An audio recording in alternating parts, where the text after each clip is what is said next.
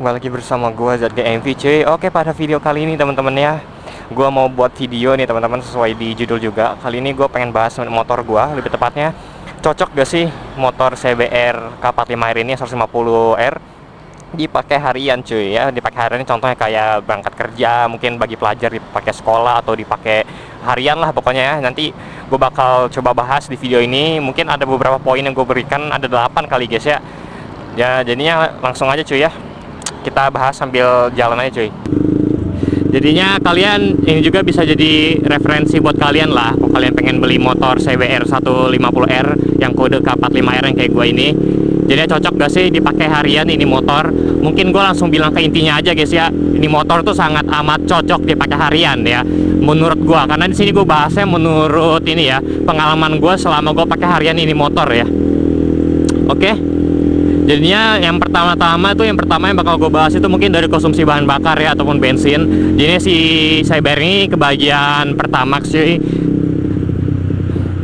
Sebenarnya Pertalite juga kalian bisa ngisi ini motor pakai Pertalite, tapi gua saranin ya lebih bagus itu pakai Pertamax ya. Karena gue selama gue beliin motor selama setahun, gue nggak pernah yang namanya pakai Pertalite cuy. Gue juga nggak tahu ngaruh ke mesin apa enggak, mungkin, tapi kata teman gue kesian ke mesinnya cuy kalau pakai motor kalau pakai bensin Pertalite di motor CBR ini, karena takut injektor kotor guys. Tapi gue juga nggak tahu ya. Tapi kalau kalian misalnya belum gajian atau gajian ini ditunda ya, Pertalite juga bisa lah ya teman-teman. Terus yang lanjutnya tuh yang kedua itu mungkin gue bahas dari ini ya, kalau kalian mau pakai motor harian, terus kalian nyari motor harian yang keren gitu, mau bodinya, looknya keren, ini CBR masuk nih guys dalam kriterianya ini. Karena dia model udah mirip model CBR 2.5 guys depannya, mirip kayak kakaknya, dan juga banyak apa ya, bisa dibilang tuh body yang lancip-lancip gitulah istilahnya. Pokoknya keren banget nih dari segi body samping, tampak belakang itu keren banget sih menurut gua. Jadi untuk body motor gue lebih suka ini sih, si CBR ini, karena dia keren banget cuy. Banyak sudut-sudutnya lancipnya, jadi kesan lebih sporty, lebih keren lah ya. Kalau kalian nyari motor harian tapi nyari yang bagus gitu modelnya atau looknya.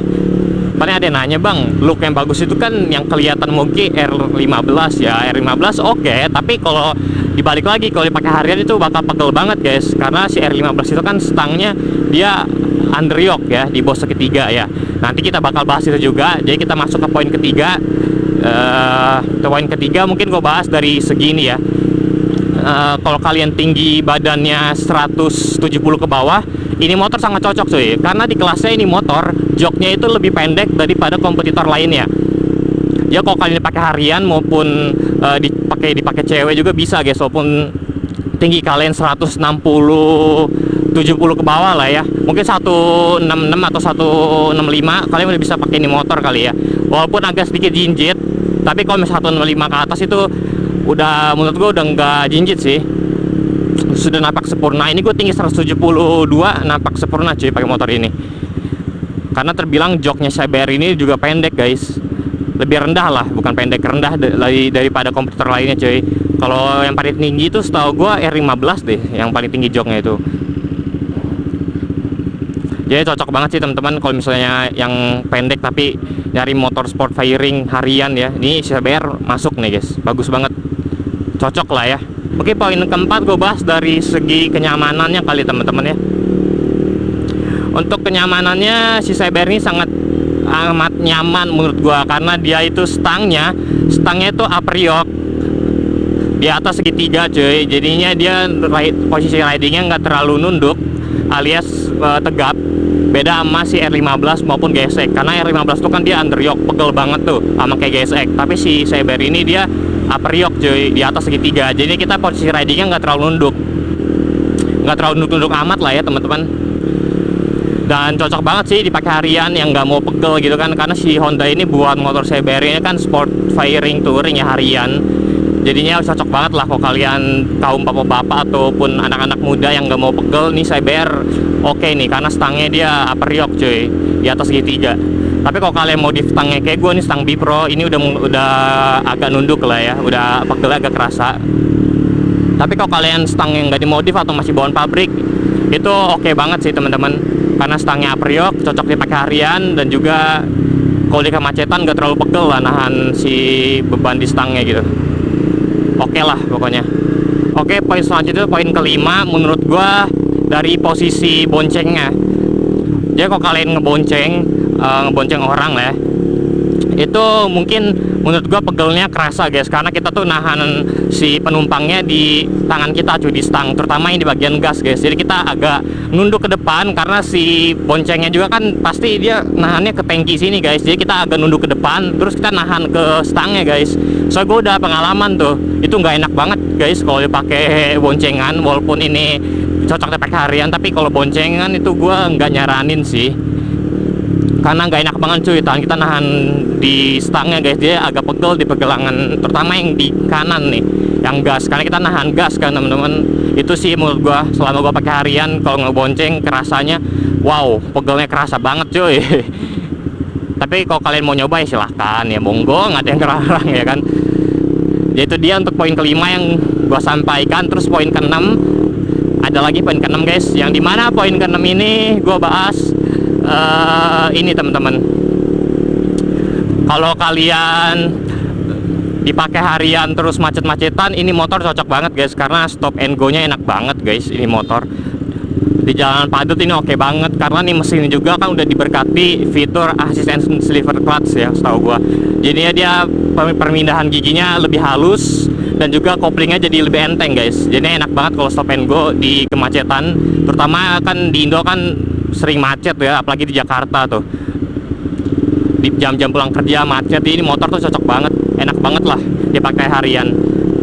Terus karena udah ada fitur assistant sliver clutch juga, koplingnya ya, permindahan giginya jadi lebih enak dan lebih enteng cuy. Mantap lah pokoknya ini motor.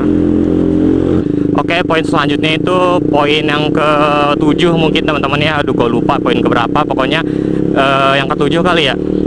Jadinya untuk performa mesin lah ya, gue bisa dibilang ini motor paling lambat lah ya di kelasnya, karena dia walaupun udah DOHC tapi masih kalah Marin 15 sama GSX cuy. Tapi yang gue puji dari ini motor, tarikan bawahnya tuh oke banget cuy si Cyber ini. Dan balik lagi ke poin yang ke-6 tadi cuy, stop and go nya enak jadinya, tarikan bawahnya, terutama di kemacetan. Makanya ini motor oke banget dipakai harian.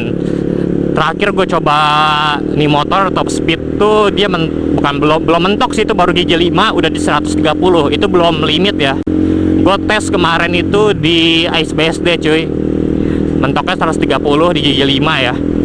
Itu pun belum limit teman-teman. Jadi gue belum tahu nih top speed motor gue aslinya berapa gitu. Gue masih belum nyari atau nemu track yang lurus yang bagus sih guys.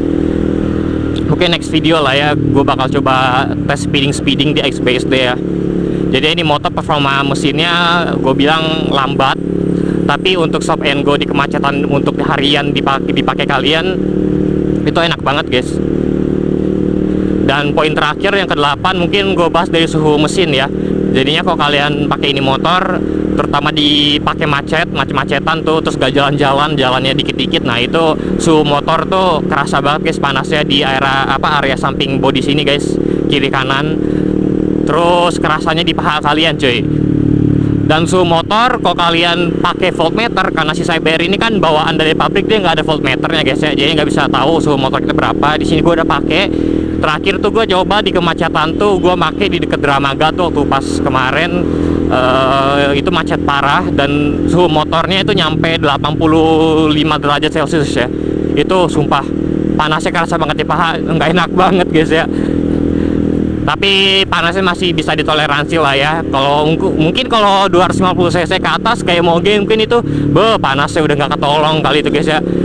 150 cc aja panasnya udah kayak begitu ya, apalagi di atas 150 cc gitu kan. Jadinya mungkin itu sih teman-teman. Jadi kalian kalau mau beli motor ini CBR 150R yang K45R pakai harian, mungkin gue bilang cocok ya. Tapi kalian bisa ya, karena gue bilang cocok ya dari poin yang tadi guys, yang gue alami harian itu enak banget. Stangnya Apriok, posisi riding nyaman, gak terlalu nunduk, bahan bakar irit. Kalau kalian nyari motor harian yang sporty, ini motor masuk sih guys.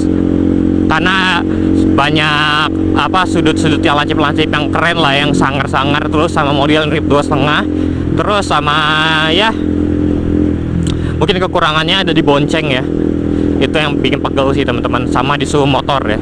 Sisanya oke teman-teman, dari performa mesin tarikan bawahnya stop and go itu enak banget, karena ini mesin si Cyber ini udah pakai mesin, bukan mesin sih, udah ditambahin fitur asisten sleeper clutch cuy, jadi enak banget. Jadinya mungkin teman-teman segini aja untuk konten gue kali ini. Jadinya semoga video ini bisa jadi bahan referensi kalian untuk beli ini motor CBR. Jadinya thank you teman-teman yang nonton video kali ini. Sorry banget kalau misalnya tidak selama di dalam video omongan gue agak kurang jelas atau ya aneh gitu, pokoknya sorry banget, karena gue juga masih pemula teman-teman. Jadinya mohon koreksi di kolom komentar ya. Jadi juga kalau kalian mau ada yang nambahin, kalian bisa nambahin aja di kolom komentar ya. Jadinya thank you teman-teman yang nonton video kali ini. Kita bertemu lagi guys di next video gue berikutnya. Oke, bye bye.